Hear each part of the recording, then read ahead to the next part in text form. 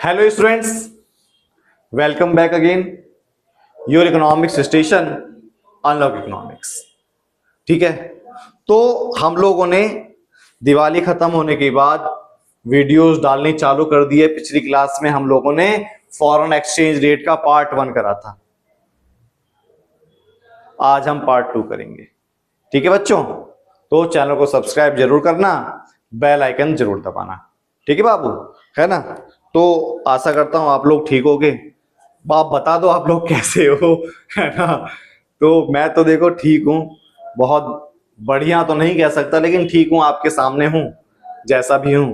ठीक है, तो बिना देरी करे हम लोग चालू करते हैं। चैनल को सब्सक्राइब करते हैं और बेल आइकन दबाकर क्लास को हम करते हैं जय श्री गणेश। ठीक है, तो जय श्री गणेश करके हम लोग आगे बढ़ते हैं और हम लोगों को करना है फॉरेन एक्सचेंज रेट का पार्ट 2, विदेशी विनिमय दर का पार्ट 2 हमें करना है। ठीक है, इसमें हमने पिछली क्लास के अंदर फ्लेक्सिबल एक्सचेंज रेट, लोचशील विनिमय दर को कवर करा, जिसमें हमने बताया कि जहां पर डिमांड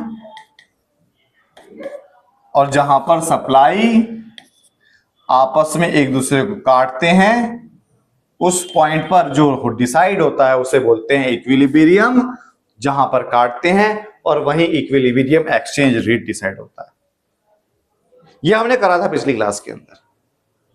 जहां दोनों आपस में काटेंगे वहां लोचशील विनिमय दर, संतुलन विनिमय दर, नम्य विनिमय दर, flexible exchange rate, equilibrium exchange rate और पार एक्सचेंज रेट, सबका नाम एक ही है। जहां दोनों काटेंगे वहां रेट डिसाइड होगा। आप लोगों को काटना बहुत अच्छे से आता होगा, यहां मैंने काट कर दिखा दिया।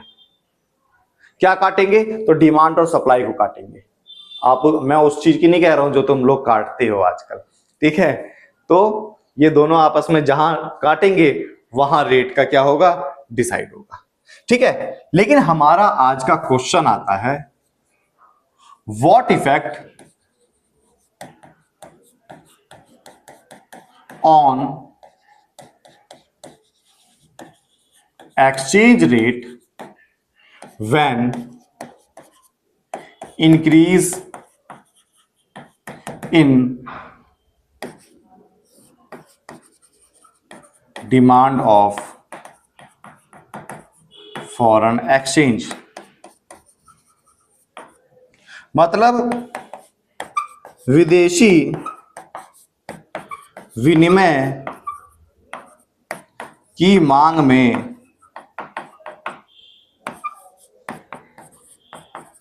वृद्धि से विनिमय दर पर क्या प्रभाव पड़ेगा?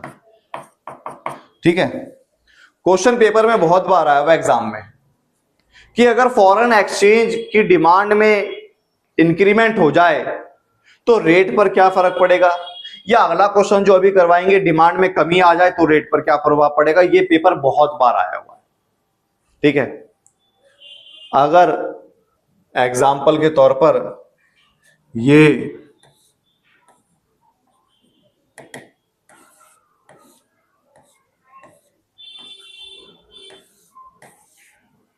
ये लड़की है, इस लड़की के पीछे बहुत सारे लड़के पड़ गए, इस लड़की के पीछे बहुत सारे लड़के पड़ गए, बहुत सारे ऑफर आने लग गए, तो ये लड़की भाव ज्यादा खाने लग जाएगी ना, एटीट्यूड में ज्यादा आ जाएगी। होगा ऐसा? होगा ना। वही चीज, डिमांड अगर किसी चीज की बढ़ जाएगी तो भाव ज्यादा हो जाता है। डिमांड अगर किसी चीज की बढ़ जाएगी तो क्या हो जाता है? भाव ज्यादा बढ़ जाता है। इसीलिए ठीक है, समझ में आ गया? ये एग्जाम्पल मैंने दिया, ये एग्जाम्पल समझ के हम लोग बहुत अच्छे समझ सकते हैं। मान लो ये क्वेश्चन है, हमें कुछ भी नहीं आता, हम भूल गए। क्वेश्चन में बोला डिमांड के बढ़ने से क्या फर्क पड़ेगा, हमने डिमांड बढ़ा दी, लो हमने डिमांड को बढ़ा दिया, डिमांड बढ़ गई आगे। जब डिमांड बढ़ गई आगे तो बाबू क्या होगा? तो रेट क्या हो गया? बढ़ गया। जब डिमांड बढ़ जाएगी ना, ये D1 हो गया, तो क्या हुआ बाबू, तो रेट आगे बढ़ गया। रेट क्या हो गया, आगे बढ़ गया। समझ में आया, रेट क्या हो गया, आगे बढ़ गया। मतलब पहले जो $1 80 का मिल रहा था, अब $1 100 का मिलेगा। पहले जो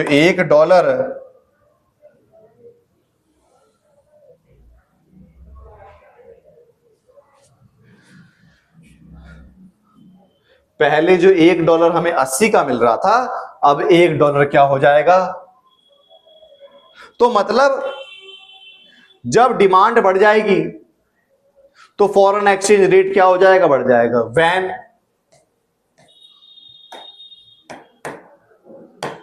increase in demand of foreign exchange, then rate of exchange is also increase। मतलब अगर विदेशी विनिमय की मांग बढ़ेगी तो विदेशी विनिमय दर भी बढ़ेगा। मांग बढ़ गई ना तो दर क्या हो गया, बढ़ गया। किसी चीज की डिमांड बहुत ज्यादा हो जाती है तो वो अपना रेट बढ़ा देता है ना, तो डिमांड डॉलर की हो गई ज्यादा, तो $80 से किस पर आ गया, 100 पर आ गया। This situation is known as currency depreciation. Known as currency, थोड़ा सा देखने जाना पड़ता है ना, क्या सही चल रहा है नहीं चल रहा। Currency depreciation, this situation is known as currency depreciation. मतलब डिमांड के बढ़ने से जब रेट बढ़ जाता है तो करेंसी डेप्रिसिएशन होती है। करेंसी डेप्रिसिएशन क्या है, एक डेप्रिसिएशन हमने पढ़ा नेशनल इनकम के अंदर, उसमें चीजों का, सामान का वैल्यू कम हो जाता है। यहां करेंसी डेप्रिसिएशन का मतलब है जो हमारी डोमेस्टिक करेंसी है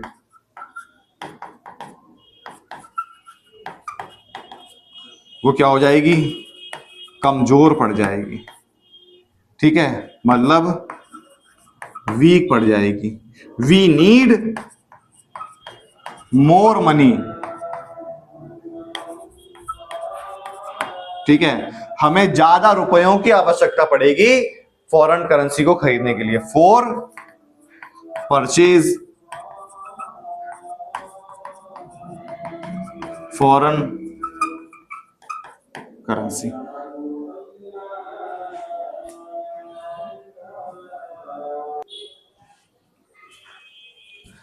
समझ में आया।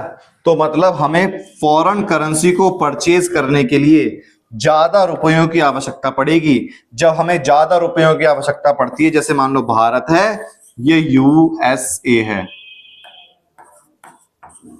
ठीक है, यहां डॉलर चल रहा है, यहां रुपया चल रहा है। हम $1 खरीद रहे हैं तो 80 रुपए दे रहे हैं, फिर कुछ समय बाद $1 खरीद रहे हैं तो 100 रुपए दे रहे हैं। हमें ज्यादा रुपयों की आवश्यकता पड़ेगी, हमारी जेब पर, हमारी पॉकेट पर ज्यादा फर्क पड़ेगा, ज्यादा जोर पड़ेगा, उसे बोलते हैं हम करेंसी डेप्रिसिएशन। जो डिमांड के बढ़ने से रेट बढ़ जाता है। डिमांड कब बढ़ेगी, मार्केट की कंडीशन के अनुसार। जब मार्केट की कंडीशन के अनुसार डिमांड और सप्लाई के फोर्स से हमारा इक्विलिब्रियम एक्सचेंज रेट डिसाइड होता है। उसी मार्केट में फॉरेन करेंसी की डिमांड अचानक क्या हो गई, ज्यादा हो गई, तो हमें ज्यादा रुपयों की आवश्यकता पड़ेगी फॉरेन करेंसी को खरीदने के लिए, जिसे बोलते हैं हम करेंसी डेप्रिसिएशन। समझ में आया। ठीक है, ये हमने डिमांड बढ़ाई थी। अब एक बार डिमांड कम करके देखते हैं।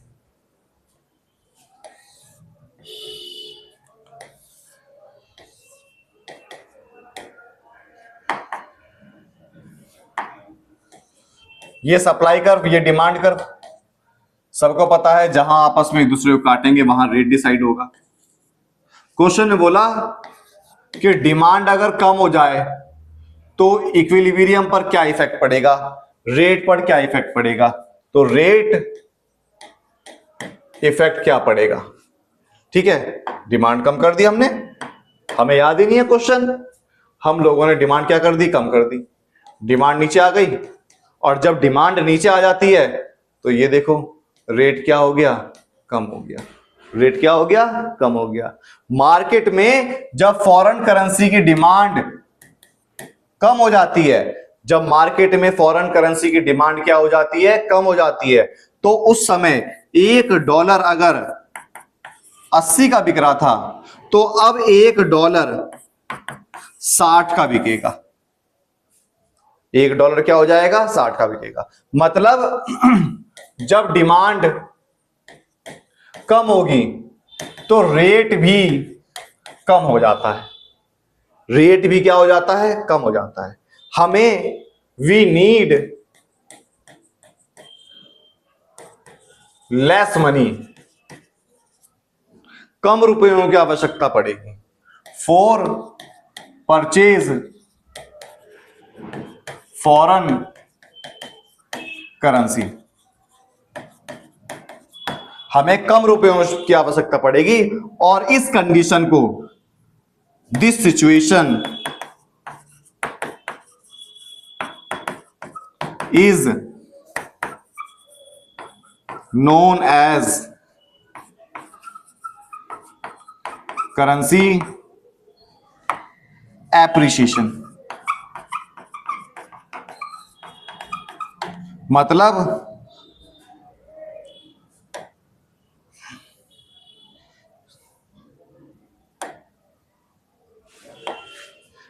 इसे बोलते हैं हम करेंसी डेप्रिसिएशन, मतलब बोलेंगे मुद्रा मूल्यह्रास। जब हमें विदेशी मुद्रा खरीदने के लिए ज्यादा रुपयों की आवश्यकता पड़ेगी तो उसे बोलते हैं मुद्रा का मूल्यह्रास होना, और जब हमें कम रुपयों की आवश्यकता पड़ेगी, पहले 80 की जरूरत थी अब 60 की जरूरत है, कम रुपयों की आवश्यकता पड़ेगी तो मुद्रा मूल्य वृद्धि। समझ में आया? क्वेश्चन क्या था हमारा कि अगर डिमांड इंक्रीज हो जाए तो रेट पर क्या फर्क पड़ेगा, पता लगा डिमांड बढ़ने से रेट बढ़ जाता है, उसे बोलते हैं मुद्रा का मूल्यह्रास होना, करेंसी डेप्रिसिएशन होना। इस कंडीशन में हमें ज्यादा रुपयों की आवश्यकता पड़ती है, और अगर डिमांड कम हो जाए तो रेट भी कम होगा, इसे बोलते हैं करेंसी एप्रिसिएशन। इसमें हमें कम रुपयों की आवश्यकता पड़ेगी। इस कंडीशन में जो भारत है उसकी डोमेस्टिक करेंसी क्या होगी, मजबूत होगी, स्ट्रांग होगी। करेंसी डेप्रिसिएशन में हमारे देश की करेंसी कमजोर होती है, करेंसी एप्रिसिएशन में हमारे देश की करेंसी क्या होती है, मजबूत होती है। समझ में आया? डिमांड के बढ़ने से करेंसी डेप्रिसिएशन लगेगा, कमजोर होगी हमारे देश की करेंसी। डिमांड के कम होने से करेंसी एप्रिसिएशन लगेगा, स्ट्रांग होगी हमारे देश की करेंसी। समझ में आया? तो आज की क्लास के लिए इतना ही। चैनल को सब्सक्राइब करें, बेल आइकन दबाएं और ज्यादा से ज्यादा शेयर करें। ठीक है बाबू, समझ में आ गया? ओके।